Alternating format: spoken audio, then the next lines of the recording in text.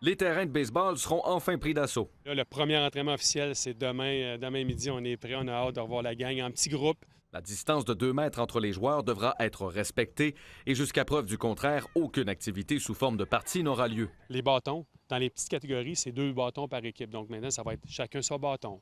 Puis la distance sur le banc, on sait que les enfants, les gourdes, etc. Donc les bancs vont s'étirer un petit peu, peut-être un petit peu dans les estrades. Les mordus de boxe pourront se défouler à nouveau. Le Club Empire Académie de Québec, par exemple, a dû adapter ses plateformes de cours en formule extérieure. Bien, nous, on est prêts. On avait déjà du désinfectant. On s'est équipé là, pour que ça soit sécuritaire. On a lu le guide aussi au niveau des gymnases et des sports. On va s'assurer que la circulation se fasse à sens unique. Les gens vont entrer d'un côté, vont sortir de la plateforme extérieure d'un autre.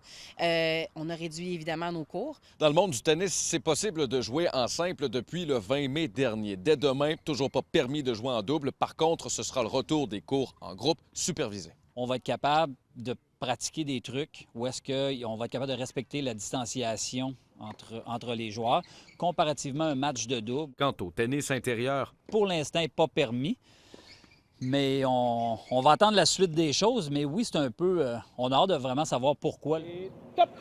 pas de match de soccer cet été, du moins pas encore. Cette simulation d'entraînement démontre ce que vivront les joueurs de ballon rond dans les prochaines semaines. Il ne faut pas s'attendre à ce qu'on embarque sur le terrain, faire des matchs de ligue, 11 contre 11, 7 contre 7, 4 contre 4, vraiment.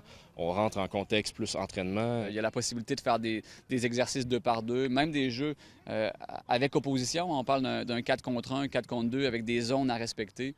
C'est possible de le faire si les zones sont construites pour empêcher les joueurs de s'approcher trop près. Soccer Québec devra d'abord approuver le protocole d'entraînement avant que ces clubs de la Rive-Sud ne se mettent officiellement en marche d'ici 2 semaines. Pierre-Antoine Gosselin, TVA Nouvelles, Lévis.